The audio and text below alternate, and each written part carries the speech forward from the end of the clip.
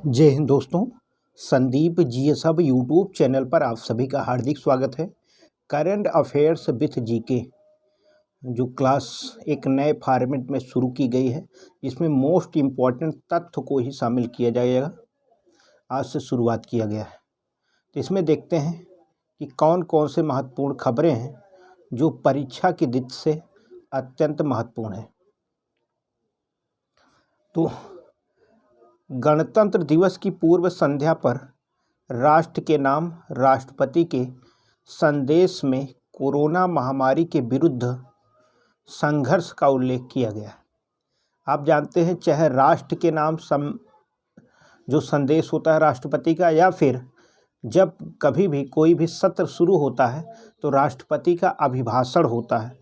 तो जो भी राष्ट्रपति बोलता है, आप जानते हैं, वह जो भी बोलता है वो सरकार की भाषा बोलता है, यानी सरकार के द्वारा लिखे गए पत्र को ही पढ़ के सुनाता है, इसलिए उसको अभिभाषण कहा जाता है। दूसरे यानी सरकार के मंशा को व्यक्त करने का काम करता है।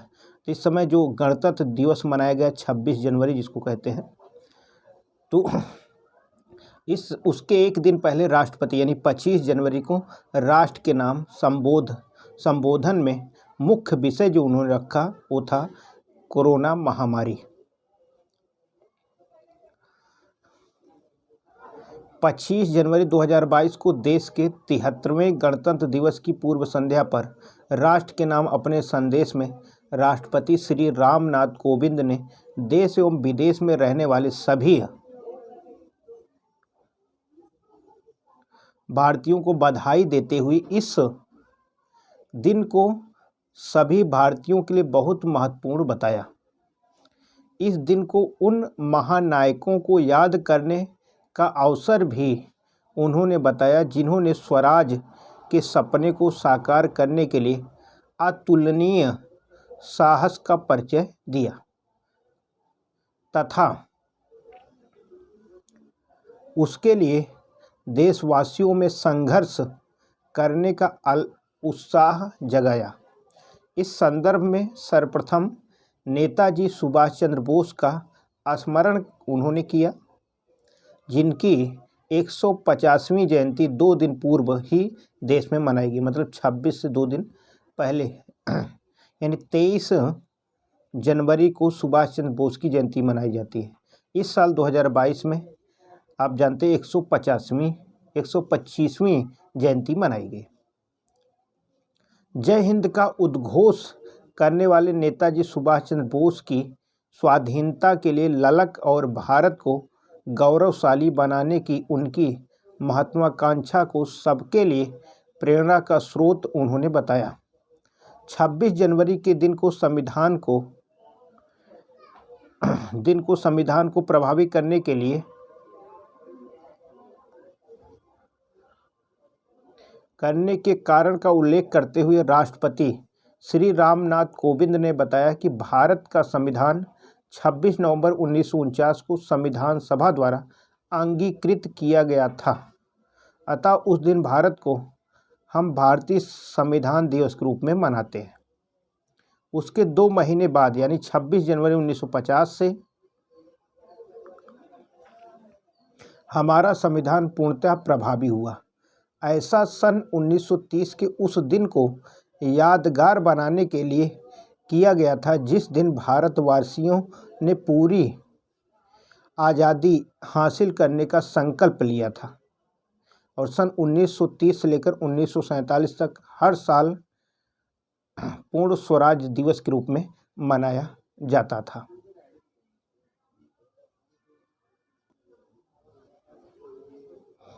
तो 1930 से लेकर 1947 तक 26 जनवरी को पूर्ण स्वराज दिवस के रूप में मनाया जाता था।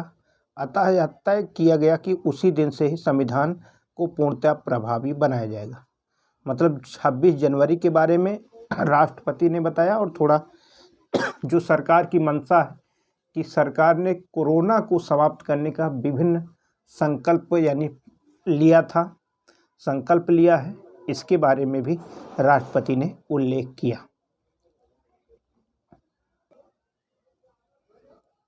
उत्तर प्रदेश, पंजाब, उत्तराखंड, गोवा और मणिपुर की विधानसभाओं हेतु चुनाव प्रक्रिया प्रारंभ हो गई। उत्तर प्रदेश में 403 विधानसभा क्षेत्र हैं। आप जानते हैं पंजाब में 117 विधानसभा क्षेत्र, उत्तराखंड में 70 विधानसभा क्षेत्र, गोवा में 40 विधानसभा क्षेत्र और मणिपुर में 60 विधानसभा क्षेत्र है। इनके लिए मतदान शुरू हो गया। कोरोना संक्रमण की नई लहर के बीच 5 राज्यों उत्तर प्रदेश, पंजाब, उत्तराखंड, गोवा और मणिपुर की विधानसभाओं के लिए चुनाव प्रक्रिया प्रारंभ हो चुकी है। इन राज्यों के लिए चुनावों की घोषणा चुनाव आयोग ने 8 जनवरी 2022 को की थी। तो इसमें मुख्य निर्वाचन आयुक्त तो सुशील चंद्रा हैं, ध्यान देना, सुशील चंद्रा। 8 जनवरी 2022 को अधिसूचना जारी की गई और इसी दिन आप जानते हो कि आचार संहिता भी लग गई। इनमें 3 राज्यों पंजाब, उत्तराखंड व गोवा में मतदान एक ही चरण में 14 फरवरी को, मतलब पहले दिन कहा गया कि 14 फरवरी को पंजाब, उत्तराखंड और गोवा में मतदान हो जाएगा, किंतु मतलब ये घोषित किया गया था, लेकिन 14 फरवरी को संत रविदास जयंती होने के कारण पंजाब में जो मतदान है उसको टाल दिया गया कि अब 14 फरवरी को नहीं होगा और पंजाब में अब 20 फरवरी को मतदान कराने की घोषणा चुनाव आयोग ने किया है। मणिपुर में मतदान 2 चरणों में 27 फरवरी और 3 मार्च को होगा, 27 फरवरी और 3 मार्च को। उत्तर प्रदेश, जहां मतदाताओं की संख्या 15 करोड़ से भी अधिक है, में मतदान 7 चरणों में होगा। वहां मतदान हेतु तिथियां 10 फरवरी, 14 फरवरी, 20 फरवरी, 23 फरवरी व 27 फरवरी तथा 3 व 7 मार्च 2022 को निर्धारित की गई है। सभी 5 राज्यों में मतगणना, सबसे महत्वपूर्ण, मतगणना 10 मार्च को एक साथ होगी, यानी 5 राज्यों में मतगणना एक साथ कराई जाएगी। तो जो 5 राज्यों में चुनाव होने वाले हैं उसमें गोवा है, आप जानते हैं एक चरण में होने वाला है, 40 विधानसभा सीट है और 14 फरवरी को चुनाव हो गया। मणिपुर जो कि 60 विधानसभा क्षेत्र है, यहाँ पर ध्यान देना कि 2 चरणों में यहाँ पर चुनाव संपन्न होगा, 27 फरवरी और 3 मार्च को चुनाव होंगे। पंजाब में 117 विधानसभा सीट है, यहाँ पर भी एक ही चरण में चुनाव संपन्न होगा, 20 फरवरी को चुनाव होना है। लेकिन ध्यान देना, जब पहले चुनाव आयोग ने 8 जनवरी को घोषित किया था, उसके बाद पंजाब में चुनाव कराने 14 फरवरी को निर्धारित किया गया था, लेकिन संत रविदास जयंती होने के कारण 14 फरवरी का जो चुनाव है उसे टाल दिया गया और 20 फरवरी को संपन्न कराने की बात कही गई है। अब 20 फरवरी को चुनाव होगा। उत्तराखंड में 70 विधानसभा क्षेत्र, एक ही चरण में 14 फरवरी चुनाव हो चुका है। उत्तर प्रदेश में 403 विधानसभा क्षेत्र टोटल, 10, 14, 20, 23 व 27 फरवरी, इसके अलावा 3 व 7 मार्च को, यानी 7 चरणों में चुनाव संपन्न होना है। और ध्यान देना, यानी 7 चरणों में चुनाव संपन्न होना है। ये विधानसभा चुनाव है। भारतीय संविधान के अनुच्छेद 170 में विधानसभाओं का उल्लेख किया गया है। एक चीज़ बहुत ही महत्वपूर्ण है, विधानसभाओं में जो अभी चुनाव होने वाले हैं इसमें कितने सीटें आरक्षित हैं। ध्यान देना, विधानसभा में SC ST के लिए आरक्षण भारतीय संविधान के अनुच्छेद 330 के अंतर्गत की गई है। विधानसभा में SC ST का आरक्षण 332 के तहत की गई। ध्यान देना, 332 भारतीय संविधान के अनुच्छेद 332 में की गई, जबकि लोकसभा की अगर बात करें SC ST का आरक्षण तब वहाँ पर 330 के तहत की गई है। कहाँ कहाँ चुनाव होना है? गोवा में 40 विधानसभा सीट है, अनुसूचित जाति के लिए 1 सीट और अनुसूचित जनजाति के लिए कोई सीट गोवा में आरक्षित नहीं है। मणिपुर में 60 सीट है, 1 सीट अनुसूचित जाति के लिए, जबकि 19 सीट अनुसूचित जनजाति के लिए, मतलब ASC के लिए और AST की हम बात कर रहे हैं।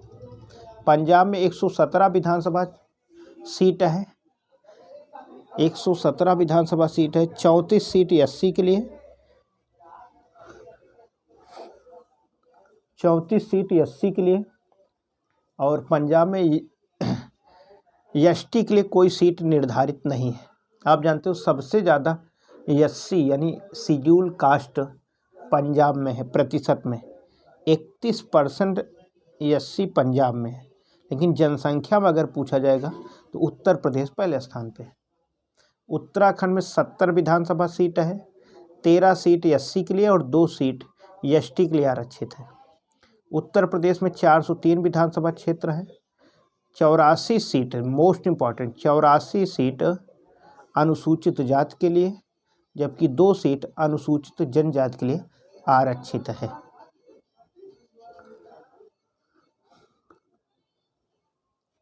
उत्तर प्रदेश विधान परिषद की स्थानीय निकाय कोटे की 36 सीटों के लिए चुनाव 22 मार्च को, यानी मार्च 2022 में संपन्न कराए जाएंगे। आप जानते हैं उत्तर प्रदेश में कुल विधान परिषद के 100 सीट हैं। 100 सीटों के 36 सीट खाली हो गई है। इस पर मार्च में चुनाव कराया जाएगा। किसी राज्य में विधान परिषद का गठन अनुच्छेद 169 के तहत होता है। मतलब किसी राज्य में विधान परिषद का गठन करना है कि विधान परिषद का गठन नहीं करना है, इसका उल्लेख भारतीय संविधान के अनुच्छेद 169 में है।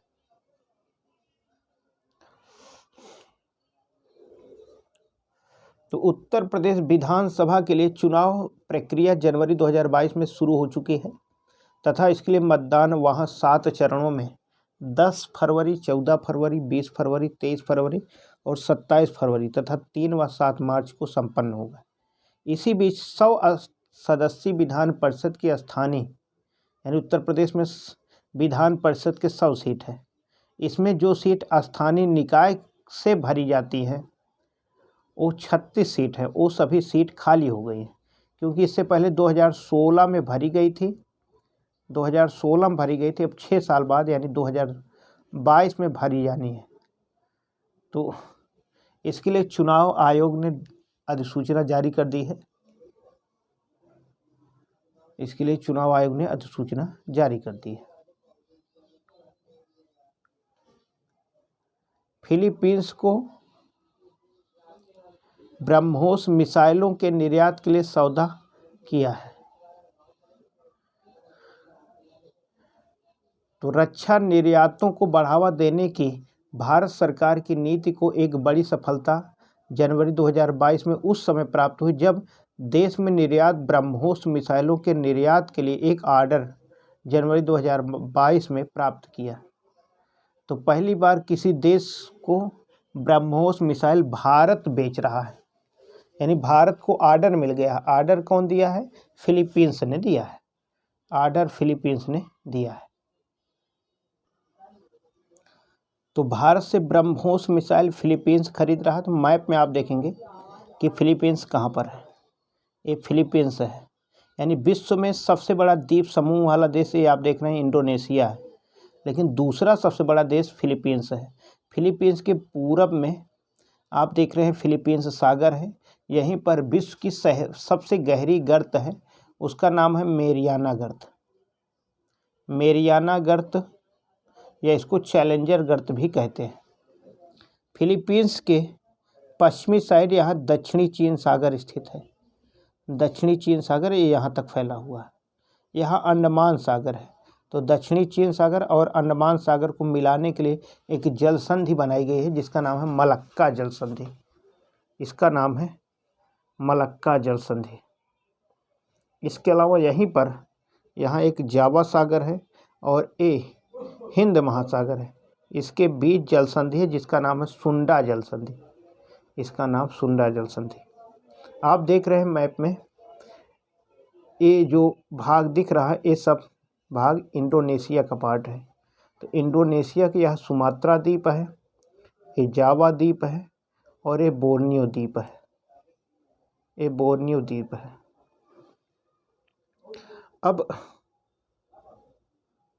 यहीं पर एक छोटा सा देश है, इसका नाम है पूर्वी तिमोर। पूर्वी तिमोर की राजधानी दिल्ली है।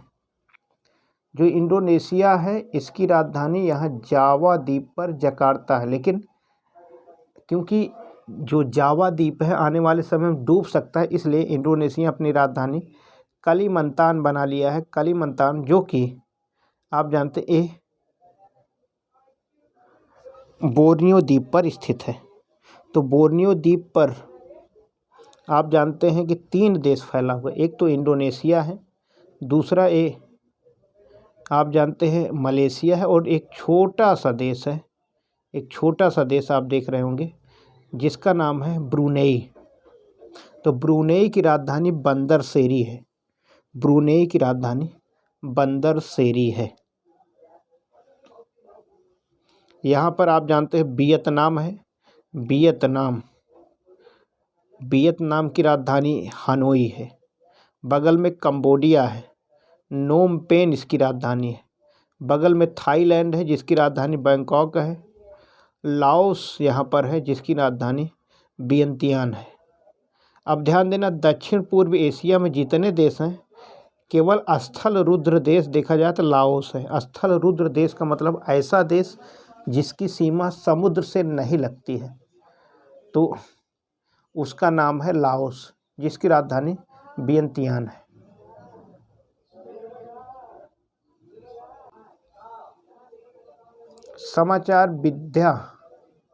समाचार विधा की टीआरपी रेटिंग पुनः प्रारंभ की गई है। टीआरपी न्यूज चैनलों की विगत 1 वर्ष से अधिक समय से बंद पड़ी television rating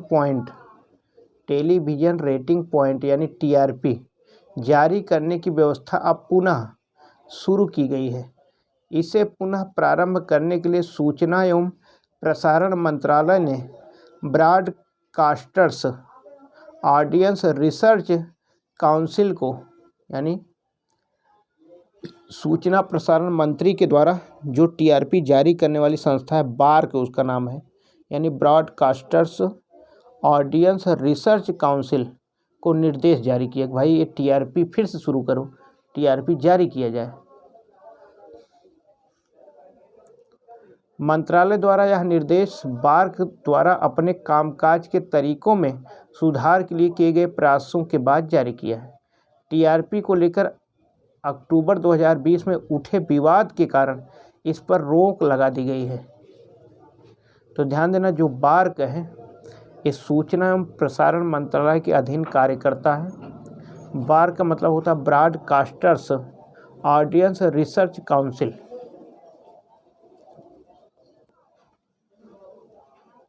anti tank guided missile का परीक्षण किया गया। एंटी टैंक गाइडेड मिसाइल, तो मिसाइल बनाने का काम आप जानते हैं डीआरडीओ का है। 1958 में इसकी स्थापना की गई। तो रक्षा अनुसंधान एवं विकास संगठन यानी DRDO, defence research and development organisation ने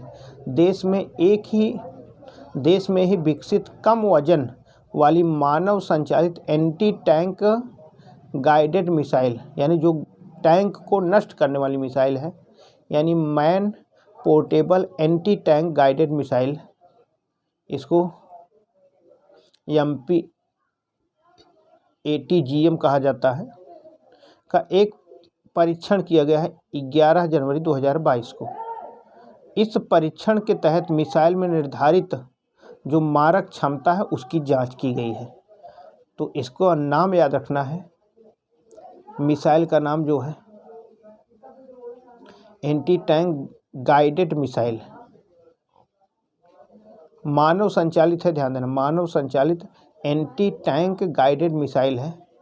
इसका अभी हाल ही में परीक्षण किया गया जनवरी 2022 में।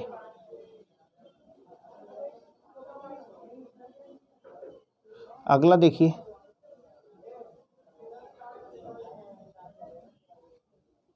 ब्रह्मोस मिसाइल के समुद्र से समुद्र में वार करने वाले C2C संस्करण का परीक्षण किया गया। तो ध्यान देना, ब्रह्मोस मिसाइल एक भारत और रूस के संयुक्त उपक्रम है। भारत और रूस ने मिलकर इस मिसाइल का बनाया है। तो दिसंबर 2022 और 2021 में कई परीक्षणों के पश्चात देश में ही विकसित मिसाइलों के विभिन्न संस्करण के परीक्षण का सिलसिला जारी किया गया है। उसी में आप जानते हैं ये जो मिसाइल है ब्रह्मोस मिसाइल के समुद्र से समुद्र का परीक्षण भी संपन्न हुआ। सीमा पर तनाव समाप्त करने के लिए भारत व चीन के बीच कोर कमांडर स्तर की वार्ता का 14वां दौर संपन्न हुआ। यानी 14 बार भारत और चीन की सेनाओं के बीच समझौता हो गया है, यानी बैठक की गई है। इसका मुख्य उद्देश्य सीमा विवाद को हल करना है। अक्सर आप देखते हैं भारत और चीन की सेनाओं के बीच गतिरोध बना रहता है, उसी को समाप्त करने के लिए 14वीं बैठक आयोजित की गई। तो भारत व चीन के बीच सैन्य तनाव को समाप्त करने के लिए दोनों देशों के बीच कोर कमांडर स्तर की द्विपक्षीय वार्ता का 14वां दौर 12 जनवरी 2022 को सीमा पर चीनी पक्ष के चुशल मोल्दो बैठक स्थल पर संपन्न हुई। इससे पूर्व दोनों देशों के बीच 13वें दौर की ऐसी वार्ता अक्टूबर 2021 में ही संपन्न हो गई थी। यानी 13वां दौर वार्ता अक्टूबर 2021 में और 12वीं दौर की वार्ता अभी संपन्न हुई। 12 जनवरी 2022 को 14वें दौर की वार्ता में भारतीय पक्ष का नेतृत्व लेफ्टिनेंट जनरल अनिंदया सेनगुप्ता ने किया। यानी भारत की तरफ से इस मीटिंग में लेफ्टिनेंट जनरल अनिंदया सेनगुप्ता ने किया, जबकि चीनी दल का नेतृत्व साउथ सिनजियांग मिलिट्री डिस्ट्रिक्ट के प्रमुख मेजर जनरल चांग लीन कर रहे थे। दोनों पक्षों के रक्षा और विदेशी मामलों के प्रतिष्ठानों के प्रतिनिधि भी वार्ता में मौजूद थे।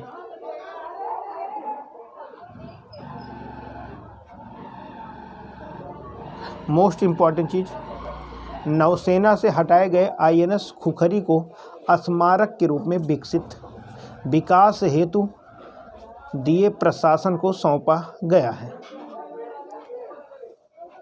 1989 से 2021 के दौरान 32 वर्षों तक भारतीय नौसेना की सेवा में रहे INS खुखरी, जिसे 23 दिसंबर 2021 को विशाखापत्तनम में आयोजित एक सरकारी समारोह में परंपरागत तरीके से सूर्यास्त के समय राष्ट्रीय ध्वज, नौसैनिक पताका व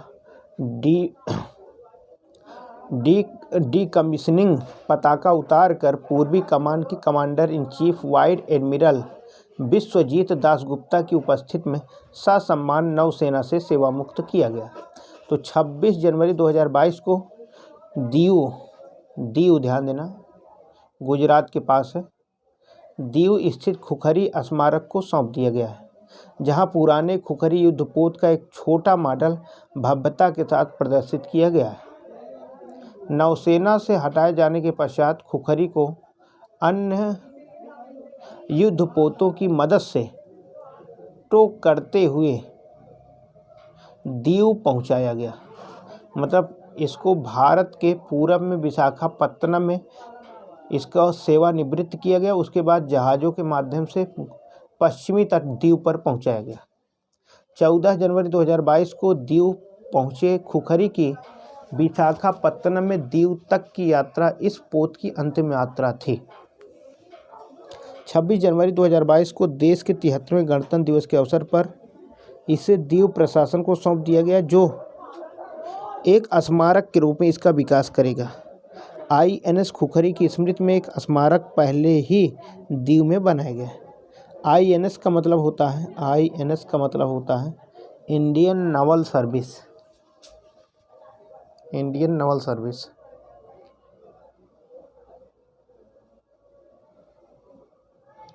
स्वदेश निर्मित पहले विमान वाहक युद्धपोत विक्रांत के समुद्री परीक्षणों का एक और दौर संपन्न हो गया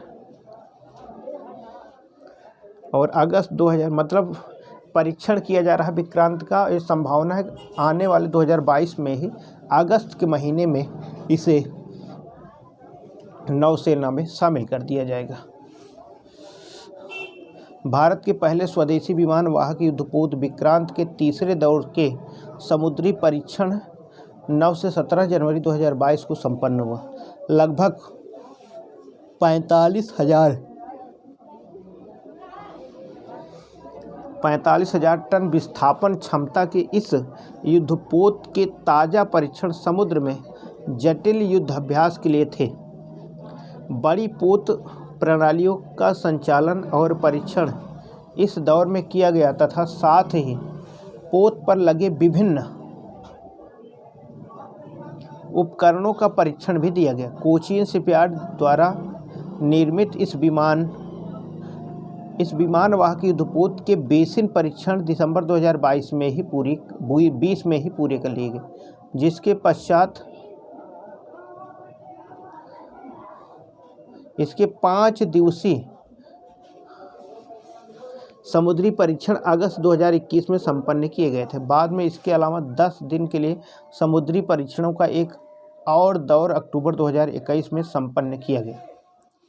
देश में ही बने इस सबसे बड़ी युद्धपोत को अगस्त 2022 में नौसेना में शामिल करने की योजना है।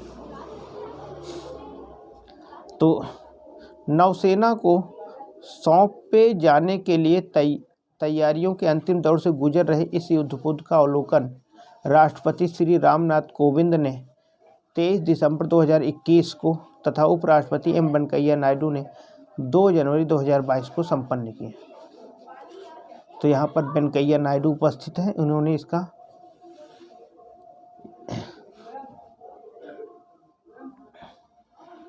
अवलोकन किया।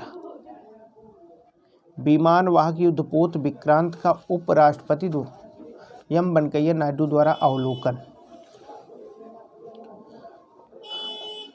जिसको ध्यानपूर्वक आपको सुन लेना है, बहुत इंपॉर्टेंट है। जय हिंद दोस्तों।